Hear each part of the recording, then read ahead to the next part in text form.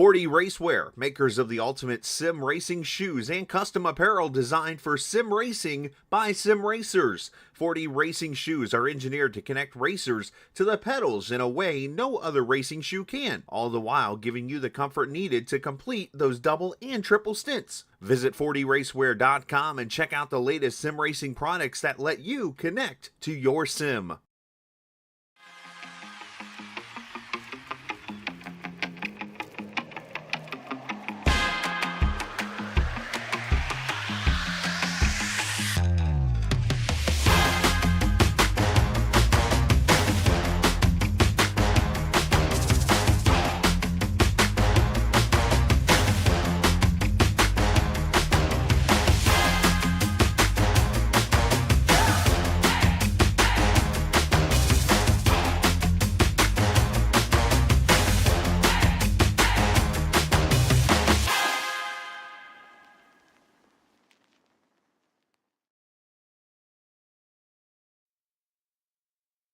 40 Racewear, makers of the ultimate sim racing shoes and custom apparel designed for sim racing by sim racers. 40 racing shoes are engineered to connect racers to the pedals in a way no other racing shoe can, all the while giving you the comfort needed to complete those double and triple stints. Visit 40racewear.com and check out the latest sim racing products that let you connect to your sim.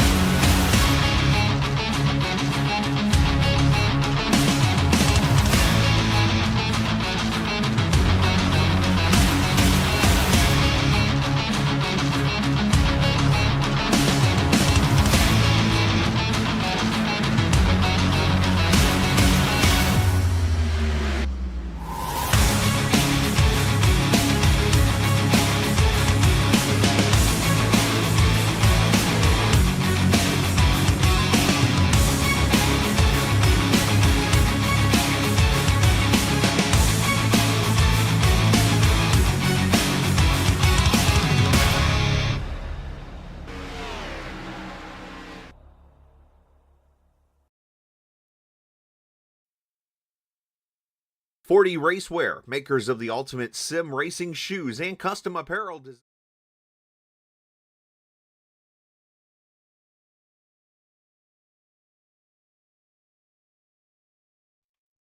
Good evening, race fans, and welcome to tonight's coverage of the Area 51 Friday Night Truck Series here on Green White Checker TV. We have an exciting race for you tonight. 75 laps here at the fictitious iRacing Superspeedway. Looking forward to getting going for tonight's activities. And it should be week 8 of the season already. Already past the halfway point, and looking forward to running tonight. Obviously, you see some new logos on the broadcast, so wanted to take a moment to obviously mention. I think most of the league knows, but obviously we lost Jim Brooks after a battle with cancer for a couple years now, and definitely one of the one of the founding members here at Area 51, and has been around for quite some time. Obviously, very near and dear to everyone in the league's hearts. He obviously, I've got to know him a little bit through my work with Gael, and racing with him and Kawabi a little bit too, and definitely want to uh, you know think about them and all of the Brooks family, and all of the Area 51 and iRacing family that knew him as well. So um, rest in peace, Jim. He is going to finish out at 12th place in wins here in Area 51 League history, 7th in top 5, 2nd in top 10s, and with was it 558 starts and 93,713 miles driven in Area 51 competition for Jim Brooks. So definitely a a lasting legacy that will not soon be forgotten. So rest in peace, Jim, and thank you for all you have done and all that you have brought to us here at Area 51. With that, we are just about through qualifying here, getting ready to go. Again, it'll be 75 laps, that scheduled distance for tonight, and there's about 30 seconds left in the qualifying session, and we'll get ready here to see who's going to grab that pole position and lead us to the green flag for tonight's activities.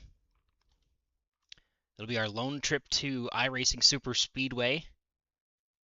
We have backed it down to one per season. Obviously, iRacing Superspeedway, for those of you who remember the NASCAR Racing 2003 days, was a fictitious track that was made by the same company that obviously now makes iRacing and used to be called the Coca-Cola Superspeedway, but due to branding, they've renamed it and re-released it, and definitely when it came out was quite a bit of nostalgia for myself and a lot of the other other guys and kids and all sorts of people who ran the that track in NASCAR Racing 2003. So definitely excited to have that here. And with that, we'll bring up that grid for tonight's race. And starting with our driver on the pole, it is going to be Thomas Holder in the 00 for Team Bootnaka Esports.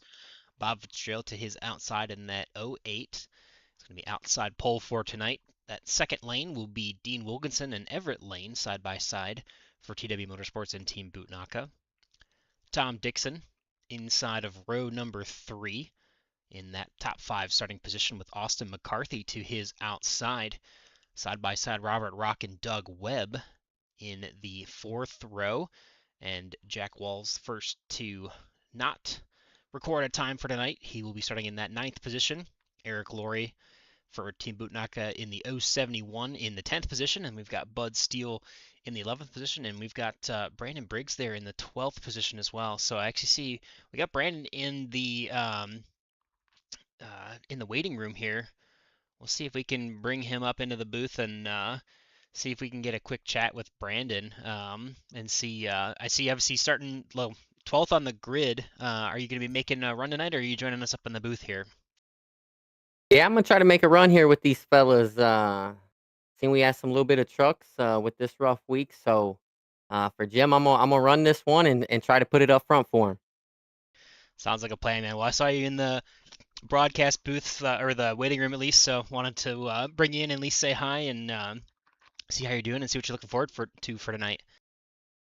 Yeah, iRacing Super Speedway, a little bit something different than everybody's used to. We only run this once a year, so this is kind of like the all-star race to me, and I love this track. 1 and 3 is pretty fun, so and I kept it close to you. So if you get bored throughout the race, don't hesitate to pull me up and see how it's going. So we're getting rolling, and I'll let you get back to the broadcast. Yeah, sounds good. Good luck to you, Brandon. I'll throw you right back down there. All right, buddy, have a good one. Alrighty, so we are rolling. Down the front stretch we go. Lights are off on the pace car, getting ready. Again, you're going to be looking at 75 laps here tonight. And it looks like Eric Laurie might actually have missed the start, maybe starting from the pits. Not entirely sure there, but he will drop to the tail of the field. But that'll won't change most of the running order up front at least. So Thomas Holder, Bob Fitzgerald, Dean Wilkinson, Everett Lane, and Tom Dixon, your top 5 starting positions for tonight. And you can see just from the pace laps here, I mean, you kind of get a little bit of a perception of it, but I mean, the banking in these corners and the transition in between the straightaways are still pretty banked for an oval of any kind, really. But for the corners, there is a lot of banking, and you'll see how crazy it is when these cars, or trucks, excuse me, for tonight, they're going to send it off into those corners. You can see that transition as they climb up the transition and get into that banking. It's almost like a roller coaster where you kind of like go up the hill and then you slam down in the corner, and it can be pretty crazy. I mean, obviously you see there's about 6 lanes of room, so there's plenty of opportunities to move around and do some different strategies. And the biggest thing we'll just have to wait and watch out for is, there's obviously a little bit of an accordion effect, and it's definitely going to be a wild racetrack. And like Brandon said, it's a bit of a wild card for us, and it's going to be exciting here tonight. But green flag is out on the speedway, and we are good to go for the 8th race of 2026 here. Bob Fitzgerald edges ahead down the front straightaway with the push from Everett Lane. He stays in the high line for now, and that puts Thomas Holder back up even with him through turns 1 and 2. He's got the help of Dean Wilkinson behind him. And Everett Lane almost tries to make it 3 wide there. He does. Actually, he's going to go inside of Holder there. And they are going to reverse positions, at least for now.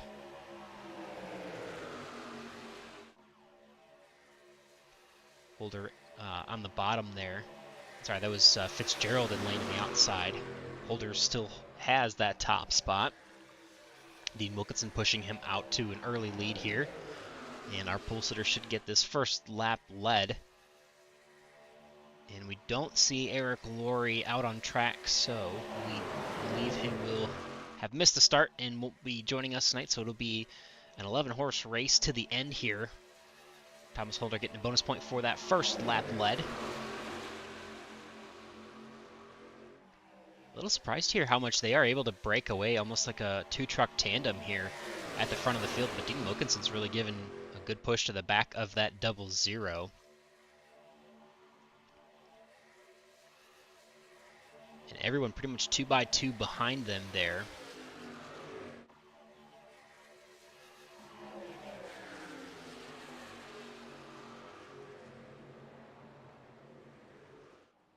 Ooh, we have a wreck early on. Caution is out. The 24 is involved. The 39 of Brandon Briggs involved as well. And I think that'll be it. But we'll go back and see if we can understand what happened here.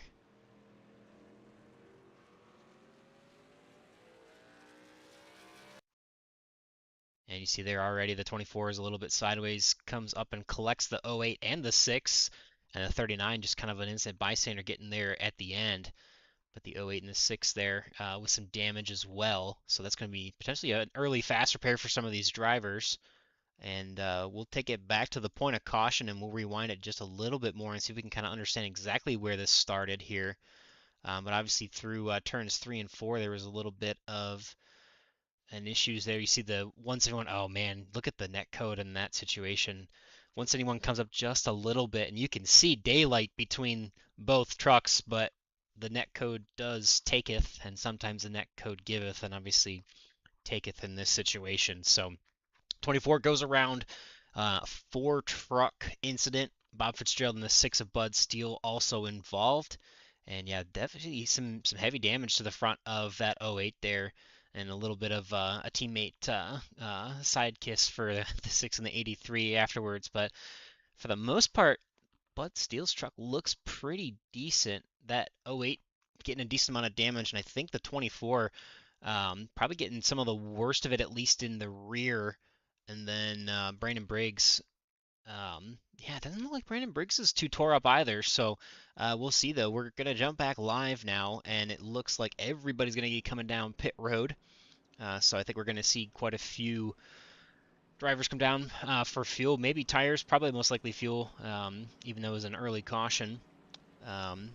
Some vast repairs potentially for the 6, the 08, the 24, and the 39 most likely. I don't think anybody else really had any contact there. So it should be pretty uneventful on pit road. Yeah, you see the 08 and the 24 pop their fenders back out.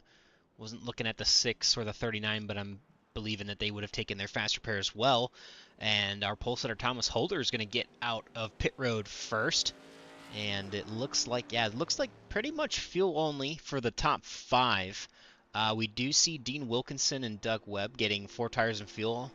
And then Austin McCarthy, Robert Rock, Bud Steele, and Brandon Briggs are spending a little bit more time on pit road. Austin McCarthy only 23 seconds, so probably not too much for him to repair. Bud Steele does take 31 seconds, probably to repair some damage there. And it looks like Robert Rock and Brandon Briggs over 40 seconds and counting. They should be able to try and repair some of that damage without having to burn a fast repair. So that should help, both about 51, 52 seconds of damage repair for both of them. And while we had the opportunity, early caution, but we are going to have an opportunity for a little quick commercial break, and we'll be right back after that.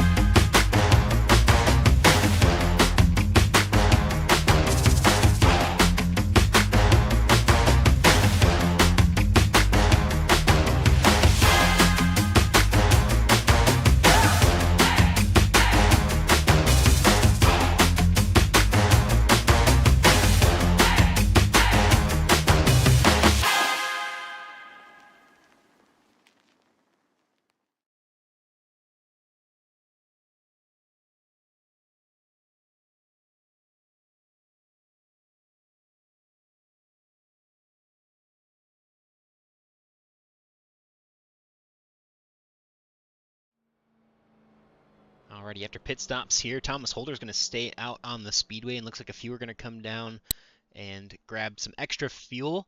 And it sounds like we're hearing reports that the 39 has taken his fast repair, but we'll let him tell you himself, as we've got him back up in the booth here after this first yellow. Yeah, I don't know what happened there. The inside lane looked like it was going pretty good, and next thing you know, I had some trucks in front of me. Gonna get a fast repair, get back out of here.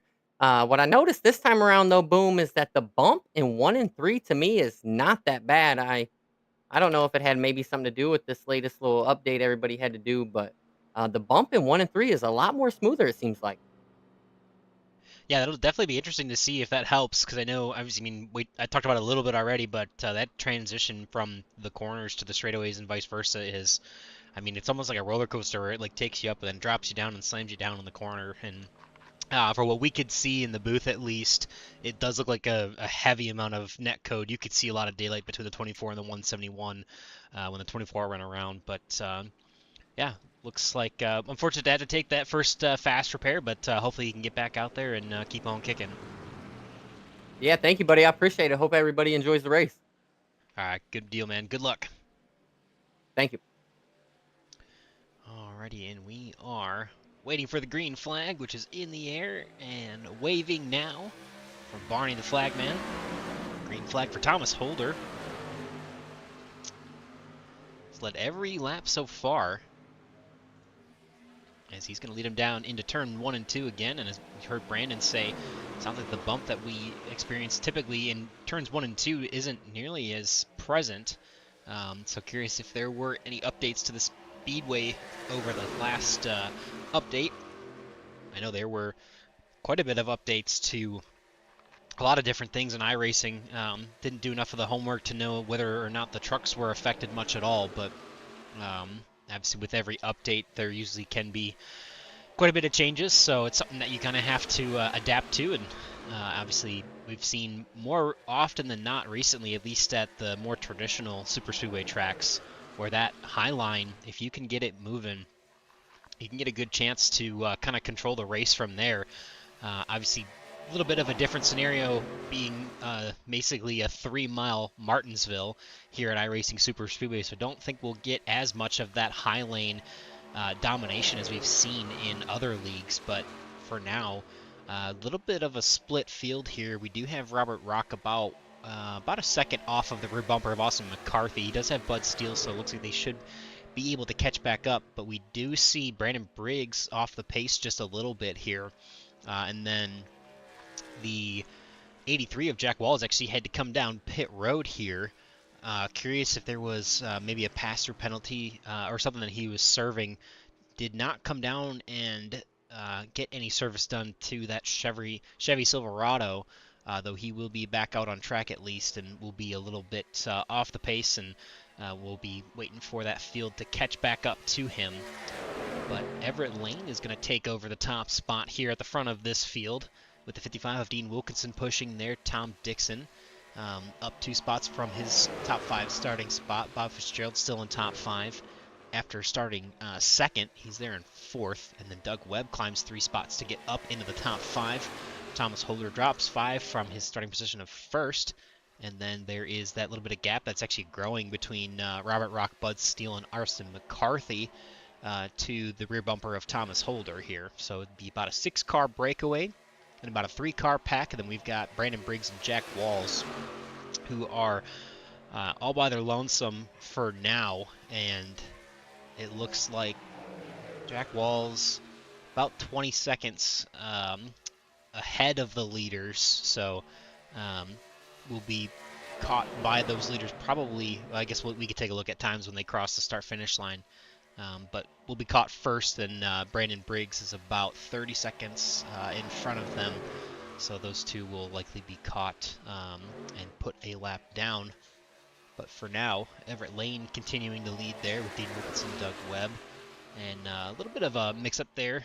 Second lane starting to form a little bit here in this small lead pack, but the 714 of Webb moves up to 3rd place with the help of the 00 of Thomas Holder there. A couple of teammates working together as their other teammate leads the field here tonight.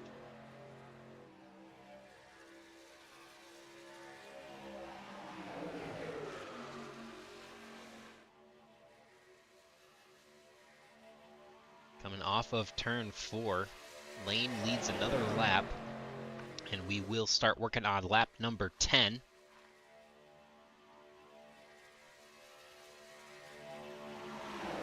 And about a 6-car, or truck, I should say. 6-truck breakaway here at the front of the field. Robert Rock, Bud Steele, Austin McCarthy there. About 3 seconds off of our leaders, and then you see Briggs and Walls as they are slowly being caught by our leaders. About a 3-second difference between those not in a draft and those in the draft. And actually, Robert Rock and Bud Steele are making some good time. They're actually catching up to our leaders a little bit here. They ran about a half a second faster that last time by over this top 6. Brandon Briggs, though, about 3 seconds slower. And, 3.5 seconds slower than Robert Rock, but only about 3 seconds slower than Everett Lane. And actually, we're going to see 39 of Briggs. Looks like he was potentially coming down pit road, or not entirely sure. We're not seeing any scoring for the 39 at the moment, though. So we'll have to check in on that in a little bit. But Everett Lane, Dean Wilkinson, Tom Dixon, Bob Fitzgerald, Doug Webb, Thomas Holder still your top 6. And it looks like Briggs might be out of the car for tonight, potentially. And that'll put Jack Walls ahead of him and up into the lucky dog spot for now, working on lap number 11.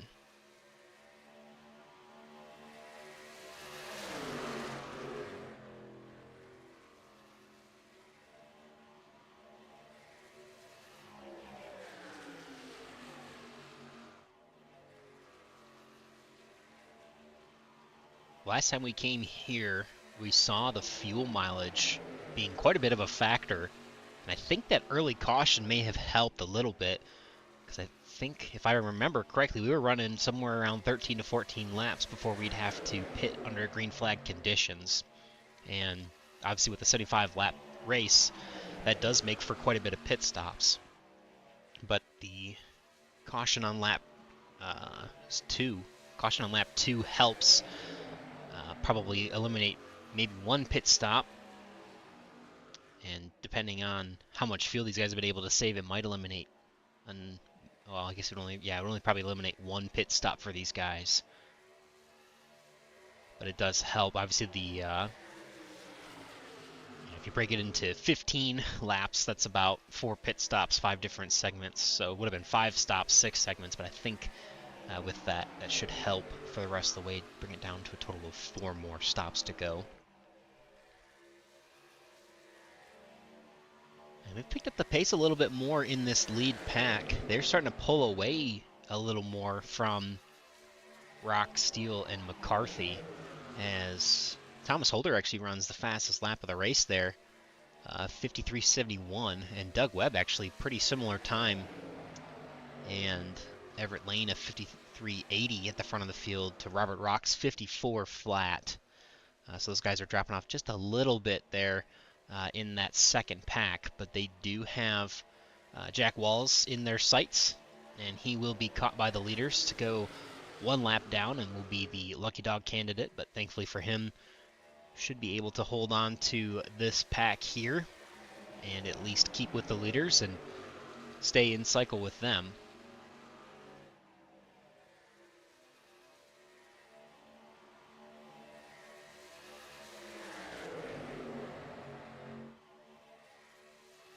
Lap number 14 here. Everett Lane, Wilkinson, Dixon, Fitzgerald, and Webb. Your top 5 holders still in this pack. The lap car of Jack Walls in this group now as well, and it actually looks like we see Austin McCarthy on pit road. And I see that it shows that he had crashed, but I don't know exactly the nature of what happened here, so we'll go back and try to watch it. Oh, that's a blown motor? Or I don't know. That's really weird to see a car just turn to the left, hard left. Man, that's an interesting situation.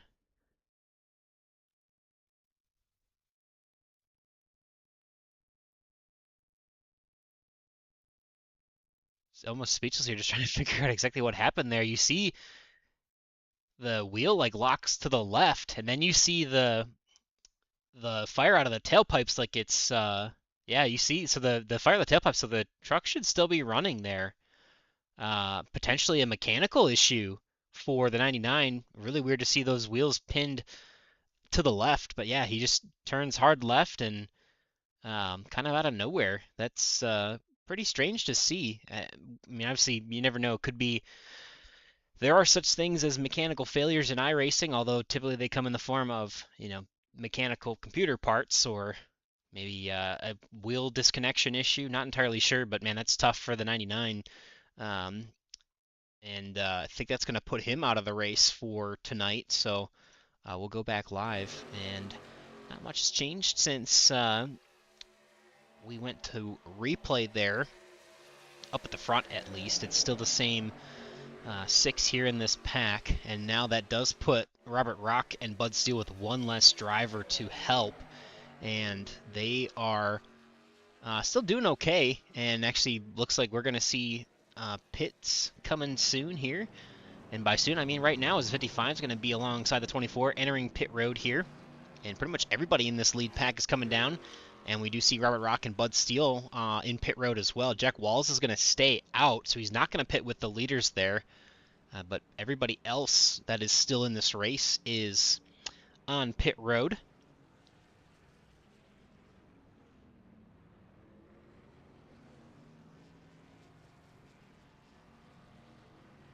Everybody in pits here, and the 24 of Lane is going to get off first, it looks like. Ooh. Definitely working hard to get that spot in the lead there. He'll come off with Dean Wilkinson, ahead of Tom Dixon, Bob Fitzgerald, Thomas Holder, and Robert Rock.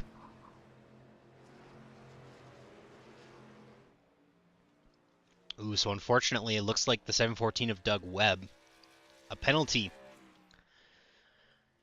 He's spending 40 seconds or more on pit road. Usually 40 seconds is the time for an unsafe pit entry, which here in iRacing Superspeedway is not necessarily possible, just the nature of having the wall to the outside of pit road. So must have been a pit road speeding penalty for the 714, and unfortunately that's going to put him behind the 8 ball on lap 17 here. Everett Lane and Dean Wilkinson get out ahead of the field. They've actually got about a 4-second breakaway.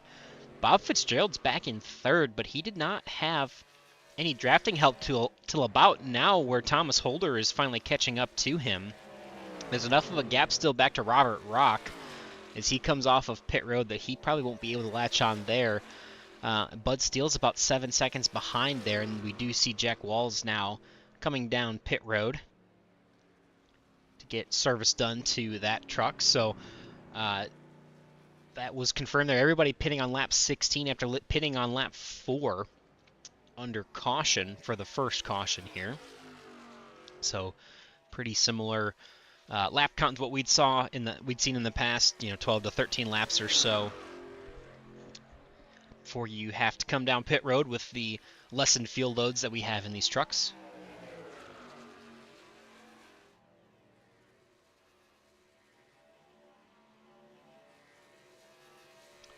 So Lane, Wilkinson, Fitzgerald, Holder, Rock, your top 5. Steele, Dixon, Webb, Jack Walls, and McCarthy. Your top 10. McCarthy has retired. Brandon Briggs has retired. Eric Laurie wasn't able to start the race, so he is also retired in the 12th position.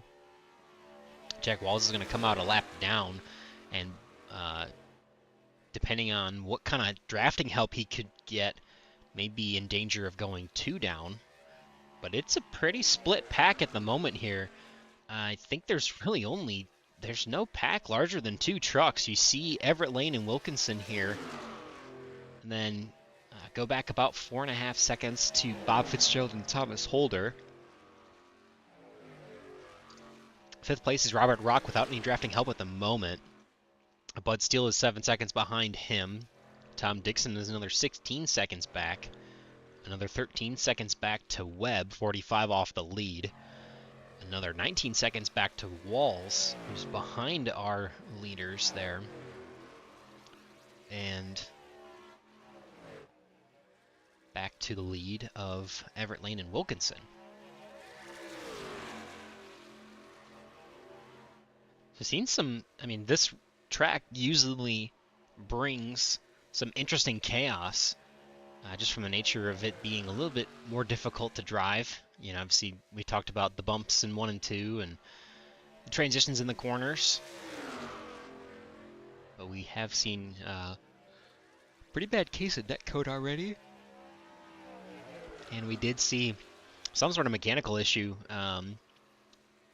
for the 99, unfortunately, to end his night early. Working on lap number 21.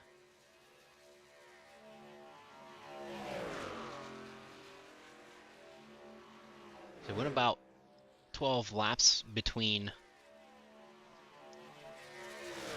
pitting there. Obviously everyone pretty much came down on lap 4 under caution. Everyone pitting on either lap 16 or 17 here.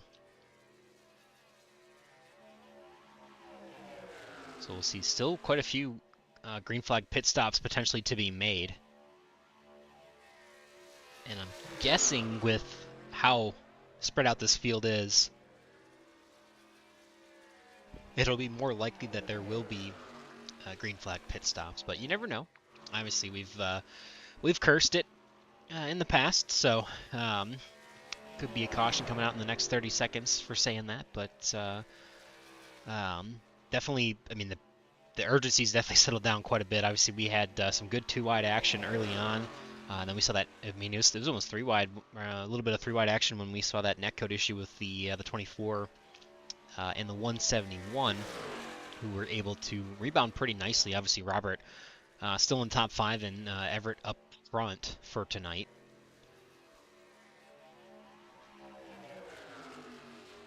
So this is really one of those situations where you kind of find your friends where you can find them, with the 24 of Everett Lane being racing for Team Bootnaka, the 55 racing for TW Motorsports. They're working together now, and then you've got the 08 and the 00. So again, that's another Bootnaka and TW Motorsports pair. Robert Rock, also for TW, by himself at the moment, and then Bud Steele still by himself for Roswell Motorsports. Tom Dixon, another TW Motorsports entry here by himself. We mentioned Doug Webb. I think the one thing that is going to be helpful for Everett Lane is that they are catching the lap car of Doug Webb, which would be a teammate to him. And curious to see if the 714 then if he latches onto that group. And hey, there it is. There's Kilometer's Curse. Trying to see exactly what happened here, because I don't quite know who was involved with that yellow. I don't see anybody with any issues, so we'll take it back to the yellow flag and see if we can understand exactly what happened here. Not from our leaders, not from Bob Fitzgerald or Thomas Holder, I don't think. Robert Rock, Bud Steele, Tom Dixon, Doug Webb, and Jack Walls.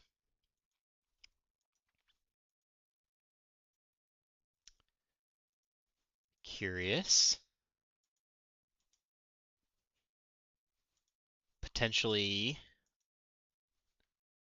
an admin thrown caution if there weren't any incidents on track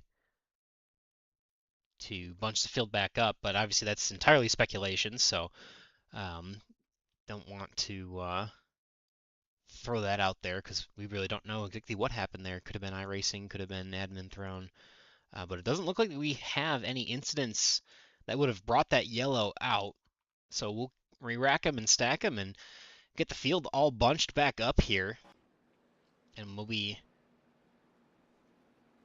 This is just after the green flag cycle, and you see the 83 of Jack Walls is going to get his lap back here. So Everett Lane, Dean Wilkinson, Bob Fitzgerald, Thomas Holder, Robert Rock will be your top 5 before pit stops here, and we will see them come down, should be, I believe, this time by. And here they come, led by, again, the 24.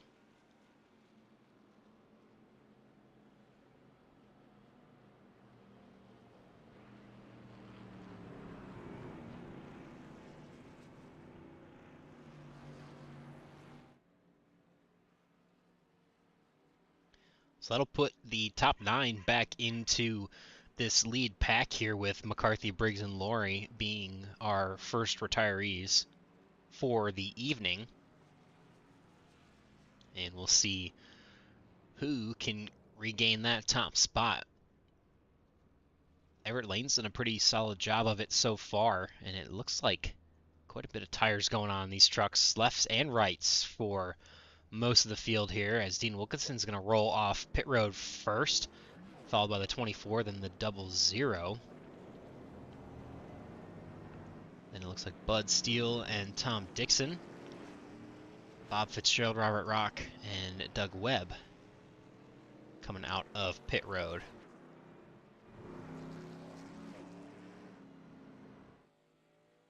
So they will rejoin in this order, and I won't be surprised if we see everybody come down again for a splash of fuel.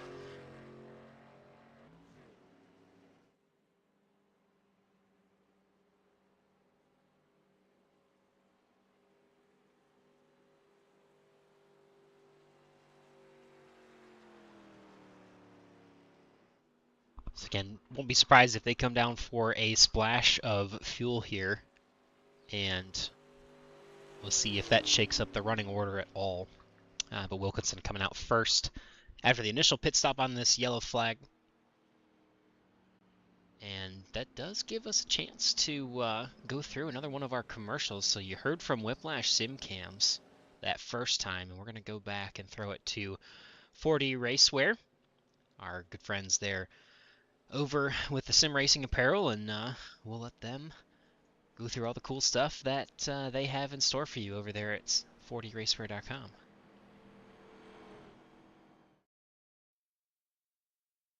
.40 Racewear, makers of the ultimate sim racing shoes and custom apparel designed for sim racing by sim racers. .40 racing shoes are engineered to connect racers to the pedals in a way no other racing shoe can, all the while giving you the comfort needed to complete those double and triple stints. Visit 40racewear.com and check out the latest sim racing products that let you connect to your sim.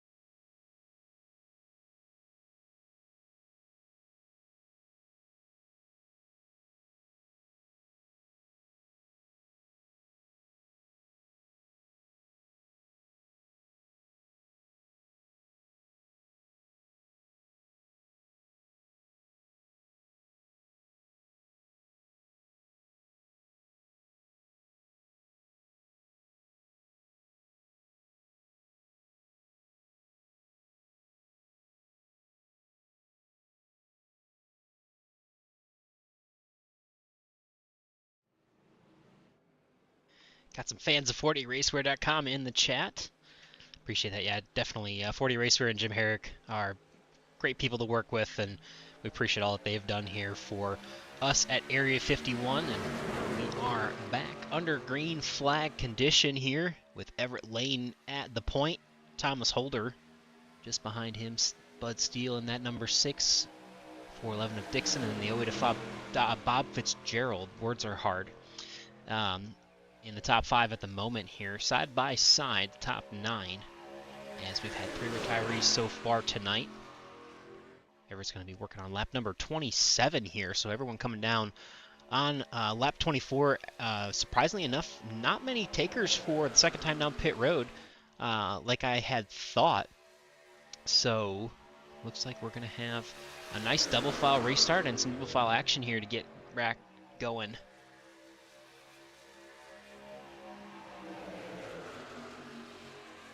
As the 24 is going to break away to the lead again. This time now he has Bud Steele just behind him. The 08 of Bob Fitzgerald spent a lot of his time up in the top 3, especially in the top 5 here tonight, as the 55 of Dean Wilkinson's trying to maybe make a move to the high side and see what he can do to get that second lane formed. We'll see if Jack Walls is going to join him or not there, but looks like the 55's just peeking out for now, and Austin McCarthy able to rejoin the field here. So a few laps down, 13 laps to be exact, at least as scoring shows it. But yeah, that was a really bit of a weird mechanical issue that we saw Austin with. It looked like his wheel just kind of went straight to the left and locked up, and I thought originally maybe a motor issue where he blew the motor and then just, held it to the left, but he pretty much, the wheel just kind of almost went out of his hands and locked up. So not entirely sure what happened there. Could be disconnection, could be a number of things, but glad to see he's able to make it back out and get back out on track. He will be just behind the leaders, so he's going to have to go fall back to them and get caught back up to the lead pack. But Bud Steele, he's going to get a good push in that outside lane to get ahead of that number 24, and we're going to put that Roswell Motorsports entry to the point. And as I say that, the 00 is going to do the same, and the 55 maybe even clear down to the bottom. Yes, indeed. Those two are going to get to the bottom there and take over the lead of this race. So a short-lived lead for the 6 of Bud Steele, but he does have his teammate there in Jack Walls just to the outside, trying to work that high side at the moment there with the help of Tom Dixon. And 6 is going to come up there and work with his teammate, as his teammate is actually going to go back down, and we're all going to fall in single file here. So Holder, Wilkinson, Steele, Lane, Walls, Dixon, Fitzgerald, Webb, Brock, McCarthy out on the track. Roswell trying to get that second lane formed as much as they can. Still pretty strong on the bottom as Holder clicks off a couple laps led here. Dean Wilkinson and Everett Lane were running pretty much by themselves as the leaders just before that last caution there. Still running up in the top 3 at the moment.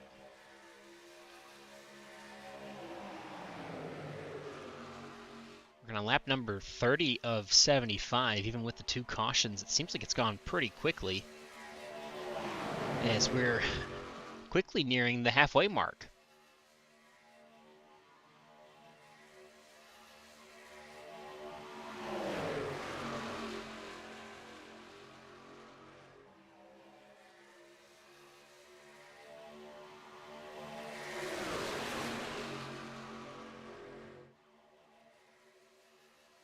Top lane's going to form a little better here now with some of the TW Motorsports entries, the 55, the 411, the 08. And I actually got a third lane going with the 6 and the 83. And ooh, the 55 is going to go for a ride to the outside, and that's going to be our third caution of the night. A wild ride there for the 55, up and over again and into the 411 with Bud Steele involved as well. See if we can unpack exactly what happens here. You saw it coming down the back straightaway. By here, it's already starting to form, so we're going to rewind it just a little bit, give you a better understanding of exactly what's going on here and how this all started. Try and grab camera angle that helps us visualize it there. See the 00 and the 24 kind of get disconnected, and that kind of moves the 00 to the outside. The 24 kind of has to go up to chase it, and just at the same time, the 55 and the 411 were kind of in the same spot, and then they go for a ride. Obviously, the 55 goes for probably the biggest ride. Little contact to the 08, the 411 probably getting the most involved here. Robert Rock, oh man, just barely getting through that incident. And then the 411 sliding back up into the teammate, and this is when the 55 goes up and around. And man, that's probably the big contact that Bud Steele had in that caution, and unfortunately, that's going to take that whole front clip and nearly front bumper all the way off. So surprisingly enough, the 411 doesn't look too damaged, though. I think we'll see a fast repair burn for all three of these trucks here after that incident on the backstretch heading into turn 3. Quite a bit of a busted up nose for that 55 after going up and over. And I think some are going to elect to stay out here. Or either that or they're just waiting for the straightaway to get onto the apron. And yeah, they're going to stay. Nope, everyone's going to come down. So everyone coming down pit road once again. Getting some extra laps of fuel in those tanks.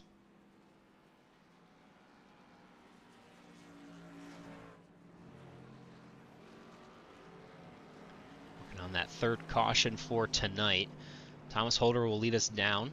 Teammate just behind him. Actually, two teammates just behind him, Everett Lane and Doug Webb. Bob Fitzgerald in fourth, Robert Rock fifth.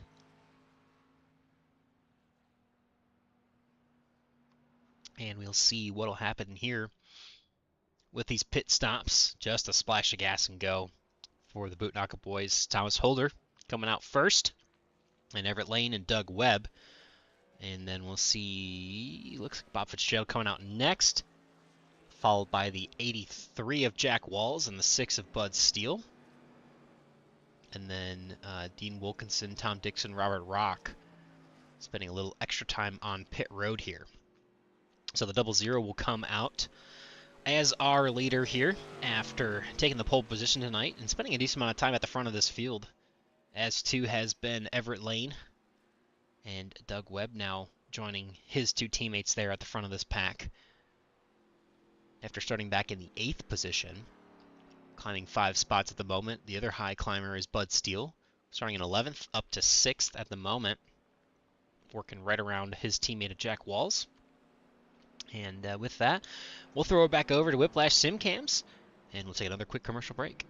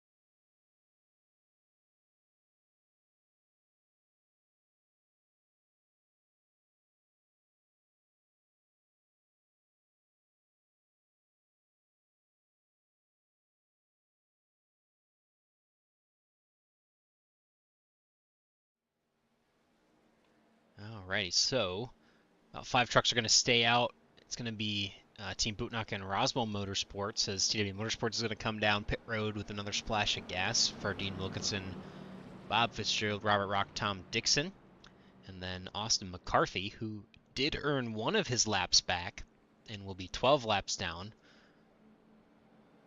Most likely not going to be able to get back up to that lead lap again, but who knows? We've had quite a few cautions here. Mostly spread out, though, as we're getting close to that halfway point. But, yeah, we'll be going back green here in just a second. Thomas Holder will be the control truck once again. And we'll see if the teammates try to organize to line up nose to tail 1, 2, 3, and it looks like that may be happening down the front straightaway here as the 24 edges ahead and gets on just in front of his teammates there, and that's going to put the 83 and the 6 to the lead in the outside lane. And speaking of Roswell Motorsports, we got another guy who runs with them from time to time. Mr. Gael Brooks has joined us here in the booth. How you doing tonight, Gael? Hey, Boomer, doing all right. To say I was helping a race tonight. I love this track, and it's been a while since we've run it, and so to say, unfortunately, with the Arizona time zone happenings, we didn't change times. We just changed time zones. So my normal 6:30 race for me is now a 5:30 race, and I just couldn't get back in time from work. So didn't quite make it, but I say always fun to be back. Unfortunately, I say you can see definitely was hoping for a few more trucks, like you mentioned, especially bringing it back to this truck. And yeah, so now I say like you mentioned though, with the car counts, the truck counts, and the teams, it's gonna be important. I mean, I'm looking at I've been spying on the Discords. You got 3 on the Bootnaka side, 2 on Roswell, but you got the numbers on TW with 5 in Discord. And so, like you mentioned, Austin McCarthy. Yeah, selfishly, no knock on Austin, but I hope he doesn't get those 12 laps back. 'Cause that's going to be a tough one Be a lot of yellows for you to run the show on that one. But yeah, so no. But again, though, we've always talked about it doesn't matter if they're lapped out or not. They can still help their teammates out, push them, draft them, do what they got to do. So, but I did see this on the 714 there, just catch the apron in turn 3, and that's always been one of those terrifying places to be on track with these trucks. Yeah, and Brandon, when he was in the race a little bit earlier, had to leave a little bit early, but he was mentioning that the bump in 1 and 2 didn't seem as aggressive as it had in the past, and obviously could be from the update, could be from not being here that much as often and more. Obviously, I think we'd go there maybe 3-4 times a year when we started coming here, but now back down to 1. Obviously, a little bit of a wild card type track, and but it sounds like for the most part they're handling pretty decent, but you do still see some of those issues, especially the trucks, when they touch that apron, with the nature of how much banking is here, those trucks get out of shape really quick. Yeah, no, exactly right. And then yeah, like you mentioned, I don't know if it's me or not, but I've always felt like it was harder in turn 3 than turn 1 to kind of catch that apron on the entry. So that's always been one I've been watching for. And but yeah, so that's, again, it's just one of those things you gotta be careful about. Bud makes a nice move, sneaks into the inside of Everett tried to cover it, knew that was not gonna work out, gave that middle spot up, and yeah, so now he's unfortunately gonna be that third truck now entering 1.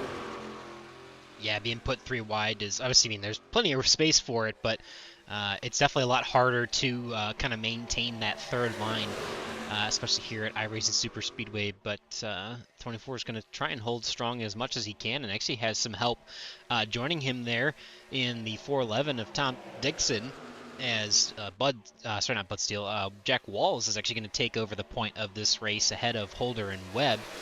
And then the middle lane with Bud Steele kind of fizzling out as he joins back with the bottom, and the 24 and the 411 towards the back end of it. But Jack Walls is going to be grabbing a lap lead for himself there on lap number 38, coming to 39. Yeah, so still a long ways to go, just cross the halfway point on this one. So, and saying this, like you mentioned too, I mean, this is the kind of, like I said, the outlier of the season, because we're only coming here once a season. The trucks drive way differently here than anywhere else, which means fuel mileage is going to be different than every other track. So it's going to be a lot of things that these guys hopefully got the laps in qualifying to figure out what exactly is the right strategy to have for this one. Because again, here in Atlanta, these are the 2 tracks that you do get lapped if you put under green. So you do have to be extremely careful about kind of strategizing when you want to make those pit stops and not risking trap that lap down. But with a smaller truck count like tonight, probably not as big of a deal if there's a yellow. Obviously, you can wave back and get your lap. But yeah, when we've had bigger car counts, it is definitely a risk to watch out for. Yeah, I know. Probably one of the saving graces of the track with just being so long. When we saw a lot of trucks off of the pace, I mean, running about 3 seconds of a lap slower. But when the leaders are running 53-second laps, that takes quite a while for those 3 seconds to make a difference, and for those lap cars to be caught by that pack. So it does take a while to actually go a lap down. So we've seen a lot of trucks that were falling off the pace that did not actually go a lap down, and we've only had 3 yellows, and I think we've only had 2 lucky dogs. Actually, no, I take it back. McCarthy was the last lucky dog because he was 13, now 12. So realistically, I mean, we only had, other than McCarthy and the other retirees, we've only had 2 other trucks go 1 lap down each. Even though we'd seen quite a few people off of the tail end of the lead pack there.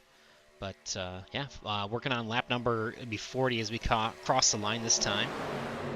And Jack Wall's still holding steady there, but that outside line's trying to form a little bit better here. Yeah, I finally got some teammates lined up there with the 714 and the 24. I mean, we know Everett's no stranger to making good pushes, so he'll definitely try to get dug up there. And yeah, so obviously a lot going on, and obviously Boomer, appreciate you kind of covering pretty much, like, I mean, you've told me from the get-go, like, hey, let me know, I got you. So big thank you to you and your wife for covering everything. And of course, so we got one down on the apron. I think that was Austin McCarthy. Yep, he's going to come to a stop. So we saw earlier... It just abruptly cut left. Yeah, that was exactly what happened earlier when he hit the wall. So another mechanical issue, the same mechanical issue, it sounds like, for Austin McCarthy, unfortunately. Yeah, and I'm going back. I'm going to look at it closer to just try to get a better view of what happened, because yeah, so I don't know if it's a hardware failure or if it's like a net code. Oh yeah, no, that's a hardware failure. I just went back and look. It's basically like its wheel turned off, and as soon as the wheel turns off, the wheel goes 100% to the left, and away it goes. So that's tough. Yeah, I mean, again, I guess if you're gonna have it happen now, early in the season versus once we hit playoff time. Right. Yeah, where there's less of a chance, and obviously didn't get a chance to update the points, but Austin, I think, looking pretty decent. I mean, he's had some really strong runs even for being a rookie here. But yeah, that was the same thing that we saw in his first incident. Didn't bring out a yellow, but unfortunately, it looked like I thought he blew a motor at first, but when we went back and looked at it, you could see flames out the pipes, as the truck lifts, and typically that's indicative that the motor's still running. And yeah, that left our wheel just cranked to the left. But yeah, that's definitely an unfortunate issue for him for tonight, and that's going to put him out probably for good, unfortunately. But yeah, we're working on lap number 43 at the moment. Doug Webb has promoted himself to the lead, up 7 spots. Bud Steele also up 7 there in that 4th position. So it's Bootnaka, Roswell, and then quite a bit of the TW guys in the mix here tonight. And 9 trucks still in this lead pack. Yeah, I'm pinging Austin right now, see if he's okay with us chatting with him, see if we can find out what's happening. Let's say, because we always talk about that where cars have mechanical issues, all that. And so in sim racing, sometimes our hardware is the mechanical issues where, like you said, wheel disconnects, and then you see that happen. I've had issues where mine just, I don't know, I wouldn't say it disconnects, but it basically just has no response for maybe a second or two. And so it'll be like in there, let's say entering turn 3, I'll turn the wheel, car keeps going straight, and then finally it'll grab and turn. But obviously in stuff like this, when you're super close quartered, it's very, very nerve wracking when that stuff happens. So it's one of those things that you have to kind of try to dial in and figure, okay, what's causing it, try to figure it out. And so no, it's always an odd one. Yeah, it's and it's racing, and the fortunate thing is typically the hardware issues are, even if it's an entire PC, it's no more than maybe $1,000 or so, right? But obviously, in real racing, there are mechanical issues as well, and typically those are a little more expensive than, a wheel and pedals or a PC or whatever. But yeah, definitely hate to see that. I mean, for anybody, but appreciate to see him try and get out there again and see if it's fixed, but unfortunately still that issue nagging that number 99 Toyota. Yeah, but saying the nice part is, like I said, the community we have in the league is it's second to none. It'll be one of those things where probably already you're going to have. Well, actually, as I say, that 24 is going to hit pit road. Tom Dixon looks like he's going to come in, so we're going to get some pit stops under green here. And I don't know if we've had any happen yet, but this is a treacherous pit road, Boomer. Yeah, pit road's been pretty easy for some of these pit stops here, and we're going to see the Bootknockers jump off and come down here with the 714 to 24. And actually, Tom Dixon is going to join this pack as well. So, yeah, the only thing we've seen was one pit road speeding penalty under green flag condition. That was probably the only thing that we've seen so far. And, I mean, you know, obviously you've raced here, I've raced here. That pit entry can be pretty daunting with how fast you're actually coming down pit road. But thankfully tonight, no major issues coming to pit road, at least so far. Yeah, and it does seem like the speed isn't as high as it used to be. I'm showing these trucks hitting about mid 190s or so down the straights, especially in the higher drafts. So I'm kind of wondering too, if, like we talked about the updates, if maybe they've bumped down the speeds at this track potentially. So we'll have to keep an eye on that. But I think we're about to see that second group hit pit road here. Yeah, we'll see. It should be the rest of them, I think. Yep, coming down pit road, led by Dean Wilkinson. Ooh, a little bit of a moment there for, was it Robert Rock? No, actually just sliding to the left out of the camera view. Okay. So yeah, everyone on pit road clean there for that second group. So another pretty successful green flag pit cycle that we've seen here. And I think that's the biggest thing we noted last year was with the decreased fuel loads and just the nature of how enormous this track really is, being 3 miles. It doesn't seem like it's that much more, but I mean it's quite a bit of ways bigger than Talladega even. And I mean we're only running about 12 laps in between pit cycles, so it definitely means a little bit more when you have to deal with that kind of stuff. Yeah, I'm kind of spying around. Unfortunately, Thomas Holder, he ran out of fuel in pit lane, so he's just coasting to his pit stall in that 00 truck. Hasn't quite got there. This is one of those runs now where it's like, man, I wish I had qualified worse because I wouldn't have to crawl as far. And so, yeah, so this is a tough one for the 00 as well here. And actually, if I'm seeing, was he our pole sitter? He was. He was, yeah. And so, yeah, the one time you don't want to get the pole because he's having to coast through about 10 pit stalls. Now he's able to get going. But unfortunately, obviously, that's going to completely drop him off the pack here, wind up getting lapped. So now, obviously, we have to wait and see if everybody can kind of get organized back here because the two Bootknocker guys, they've got pretty, not big enough gap yet, but they were able to separate themselves, stayed really nicely locked on together, but it's definitely spread out the field here after this pit cycle. Yeah, just a little bit. Not nearly as bad as what we'd seen, but definitely a little bit of separation here. And we'll kind of see how this fares out. But for now, Doug Webb, Everett Lane get a pretty good advantage over Dean Wilkinson. But Dean Wilkinson does have Jack Walls and Bud Steele, Robert Rock in this pack. So this group will likely be able to be a little bit faster there. Bob Fitzgerald, unfortunately, as you mentioned, they're falling off of the pace there, as well as Tom Dixon.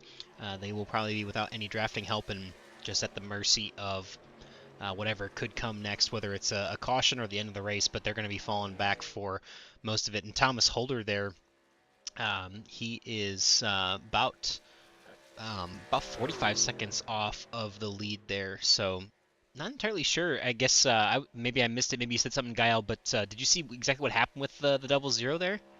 Yeah, just ran out of fuel. Got Okay. into the pits with everybody. That one extra lap, just unfortunately, he wasn't able to quite stretch it. And so, yeah, started sputtering in pit lane. And then, like I said, just with as long as that pit road is and with him qualifying on pole, like I said, it's like, great job, great qualifying lap. Oh, this is now actually a detriment versus a benefit. So, however, though, the two that are catching him are going to be his teammates, though, with Doug Webb and Everett Lane. So, I'll be curious to see is if they just say, hey, stay on the inside line, we'll pick you up, we'll push you, keep you tail end of the lead lap, or if they'll let him on by. But right now, though, say that 2 versus 4, though, with the 714-24, there's nothing they can do. That 55, 83, 6, and 171 are all going to chase him down. And then what needs to happen is Bob Fitzgerald needs to kind of drop anchor a little bit, pick up Tom Dixon, get that draft with the two of them, just speed themselves up a little bit instead of running the same lap times by themselves. But just to yeah, minimize here you some go. of that Dean's bleeding. there. Yeah, Dean will come up. I'm curious if he's going to take that run on the high side, and he indeed will. And I think the 83 is going to follow him through turns 1 and 2 here. Working on lap number 26, or sorry, 26 laps to go, I should say. Lap number 50. And yeah, they're gonna come right now up on Holder, probably in about that next lap or so. Yeah, so for Holder, that. Oh no, the 714, and we're gonna have a caution, and that is gonna throw a wrench in things here. Yeah, just a bump gone wrong there. I went back and I took a peek too, and yeah, just bump. Unfortunately, just kind of initial bump got him off centered, and then try to get back in line and hit bump again, and just unfortunately just caught Bud. Great avoiding action though by Robert Rock though to get through that. So we'll look back at it in just a moment, but I did want to take a moment here. This is lap 51 of the race. If it was green, obviously we were planning on doing a bit of a moment of silence in honor of your dad, Gael, just to say, show our respects, pay our respects to him. Obviously with the caution coming out, that makes it a little more difficult, but just want to mention, obviously, lap 51 here, and obviously your family and your dad are definitely in our hearts with everything that's gone on over the last week or so. But caution number 4 is going to come out for tonight. So Dean Wilkinson will lead lap 51. And Jack Walls in second, Everett Lane, Robert Rock, Doug Webb, your top 5. And we'll take it back to the point of the caution here now. And you can see, just a little bit of a mismatch in the rear bumpers for the 714 and the 24. And tough for Bud Steele, man. He's going to thankfully not fly upside down. I mean, obviously, it's virtual racing, but I know some of the guys that run VR, when you go upside down, it could be a little motion sickness inducing. But I think for the most part, everyone actually getting through that pretty okay. Looks like tires probably the biggest thing. Sliding some tires there for that caution, so that helps a little bit. But yeah, so that'll be that 4th yellow of tonight, and the leaders are coming down pit road now. Yeah, and the caution huge break for Thomas Holder. Just they're about to get him to put him lap down, so he's gonna get by without even having to take the wave around. So yeah, so he'll get back on lead lap. And I'll say you mentioned the VR and everything like that, and it's as soon as you said that, it made me laugh because yeah, that was something that my dad did, where he's one of those guys that basically, as soon as he was into something, he would just go nuts and kind of, it was either full in and then some or not at all. And he went full in and then some, where built kind of had a rig and kind of like almost kind of like the aluminum profile rigs, except he just welded everything himself and everything like that. And then at some point decided, you know what, that's not enough, and built a 3-axis motion rig. Decided that wasn't enough axes, bought another set of it to make it a 6-axis motion rig. Went through a couple VR headsets till he finally found one he was happy with. And yeah, you talk about the kind of the getting kind of dizzy, nauseous, and all that. He had that thing mounted and like actually bolted down to the ground in the room where it was, and he still had some marks up against the wall where when that thing spun out or had a hit, it moved him around. And he had a harness on. He had stuff to kind of make sure that he didn't get flung around too much. But yeah, no, it was always cracking me up. And I would tell him too, he's like, hey, why don't you turn it down a little bit? He's like, no, it's fine. He just, again, that's who he was. He just could not help himself. Yeah, that's a great story, and I know you said that you guys had to take that apart not too long ago, and maybe a little bit, maybe a small amount of cursing for how well built it was and how heavy that thing was. Yes. Yeah, no, 100%. My brother and I had to take it apart in a couple pieces. We're trying to keep it as assembled as possible. But no, and so yeah, and that's the other thing too, is like we're gonna do a lot of these things kind of for him moving forward. Where my brother and I mean, the plan is that sim rig, the motion rig's it's gonna be my brother's. He already races in VR. I've tried it. Like you said, I can't do it, even with the motion rig. Like it does match kind of what you feel like you should be feeling, but I can't do it. So yeah, so no, that's gonna get some use as well with my brother once we're able to make that happen, and then yeah, like just a lot of those things, just try to kind of something he would want to do is something that we're gonna carry on doing as well. Yeah, I love that. I mean, I know it's definitely tough, indeed tough, especially losing a parent. But I'm happy to hear that you and obviously, Kawabi being the favorite son makes sense that he's going to get the motion rig. But Exactly right. but no, it's If cool. there was It's any question, it's all done now. But yeah, I yeah, mean, no, yeah, no, and yeah, again, I mean, the outpouring of support, it's been amazing, and yeah, obviously still ups and downs and stuff, but trying to manage as best we can with things. Still kind of, yeah, got some stuff to do, but yeah, just everybody that's been reaching out, and yeah, just it's been wonderful, and I'm really grateful for you all. And like I said, my really good friend Travis putting together the yeah, logo with it. I gave him just a little bit of stuff, and he ran with it, and he did amazing. So Travis, again, big thank you, man.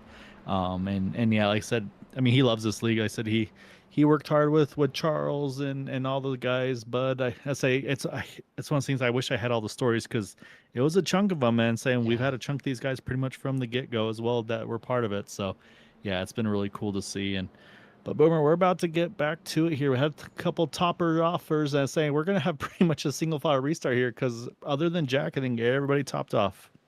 Yeah, it looks like it. So Jack's actually going to be the control truck for the restart here. So it will be entirely single file as we get back to green flag action here.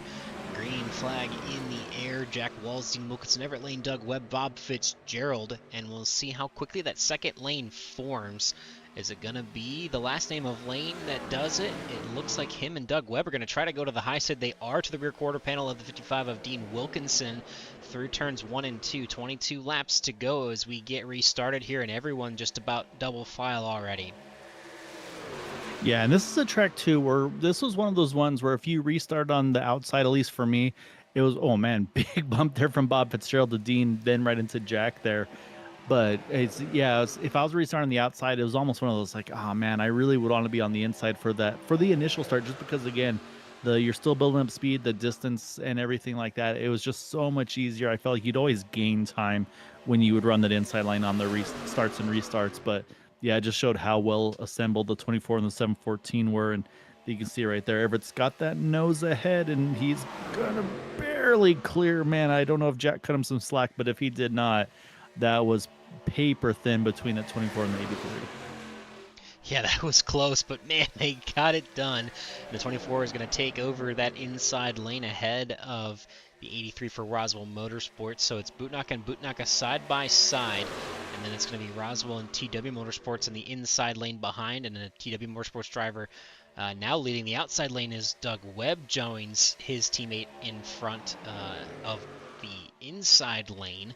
So TW and then Bootnaka and then TW once again now on the outside lane as it's TW or Bootnaka Roswell Motorsports in the inside lane at the moment here, and looks like the inside lane has most of the momentum here, but that outside lane still trying to do it, see what they can to get formed, as most of those teammates there for TW, like you said, those numbers starting to help out a little bit with having more of them in the Discord than probably anybody else in any other team. So we'll see if they can start to mount a charge here late with 20 laps to go. Yeah, and I'll be curious, and I believe they're still going to need to have a green flag pit stop. So I'm also wondering if there's some management going on, where it's like, okay, when do we want to make those moves? We've seen two where drivers they'll get sneaky to say, hey, let's go ahead and roll all the way in the back, and they'll try to jump in pit road together, not let anybody react to them at that exact time. So, yeah, there's a lot of sneakiness that's going on with these guys sometimes, and like I said, it doesn't even matter if there's 8 cars, 10 cars, 28 cars. Drivers are still going to try to find a way to one up the competition, and so it's one of the things. Like again, there's always that strategy, which is one of those things that I think always kind of brings the interest. Where sometimes, yeah, you can out strategize other drivers, be it fuel mileage, kind of just when to make those pit stops, and yeah, and I think that's another thing that kind of keeps these guys going with this stuff.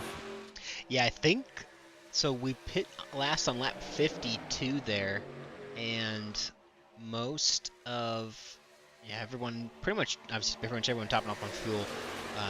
most people coming down again for that second lap under yellow. So that's 23 laps to the end. So that's going to be, almost splitting that right in the middle. So I don't think they're going to have much of an opportunity to really do anything different. I think you might be able to go 1 or 2 laps different, but I think we're going to see everybody come down within one or two laps, and it's probably going to be right around 12 to go, or coming to 12 to go. So I don't think there's going to be too much room to play with it, unfortunately, just because of the decreased fuel load and how long this track is. But we've seen that pretty much all night, where nobody has, every green flag pit cycle has happened within a 2-lap gap. I don't think there's been anybody that's pit 2 laps before the first group. It's always been one group, and then the next group comes in entirety. So we've seen that already, but it's definitely going to be interesting. And that money stop, it's going to be so important to execute that and get back out on the track with your teammates as much as you can, or at least whoever's around you, and get lined up and get to pushing right away so you can get the best spot possible and get back up into the draft. Yeah, exactly right. And that's we always talk about. Let's nail the decisions. All right, are we doing fuel only? Are we doing lefts? Are we doing rights? And that's all going to be dependent on the fuel size of these trucks. So again, we do run reduced fuel. That way they kind of pit more often. Again, add some strategy into it as well. And so when it's a slightly bigger tank, you can take right sides. And I think that actually probably would be the ideal here, just because of pit exit. That it almost feels like it's got reverse banking when you're going down on the apron. But yeah, no, it's kind of crazy how that works. And that's where I think the right sides are the way to go on that one. But like Atlanta, the tanks are even smaller there. You're wasting time if you're taking the right side. So that's where you saw a lot of left sides. Yeah, and I think we've seen more 4-tire pit stops, but also we have had a lot of yellows too. Pretty much under caution, it's been either 2 or none. Haven't paid too much attention as far as lefts or rights, but I think there's enough time for them to be able to take right side tires, and obviously, as you mentioned, that would be more advantageous. But I guarantee I don't think you're going to see anybody take no tires, because there's time for at least 2 with the fuel load, even with the fuel load being reduced here.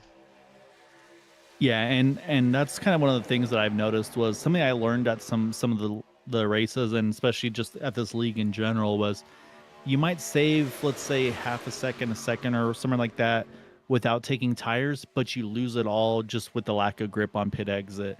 And that was one of those things where I started picking up on, where it's like, oh, okay, if I do this, yes, it'll take me a little bit more, but I'm literally going to gain all of it through the apron in 1 and 2, just getting back up to speed. And like I said, that's where you kind of dial in, okay, is it lefts, is it rights, what's the way to go? I'd say the only time where you don't do that is if it's an absolute just splash of fuel where you can't fuel save it, but at the same time you also can't, you don't need more than that. So yeah, there's all those little things that do come into play. But yeah, most of the time, if you need fuel, I'm either taking lefts or rights if the time allows for it. Yeah, we had a race where I did a Superspeedway race in a league not too long ago, and we elected to not take any tires. And with all my experience broadcasting this league, I realized that was the stupidest idea, and I absolutely should have known better.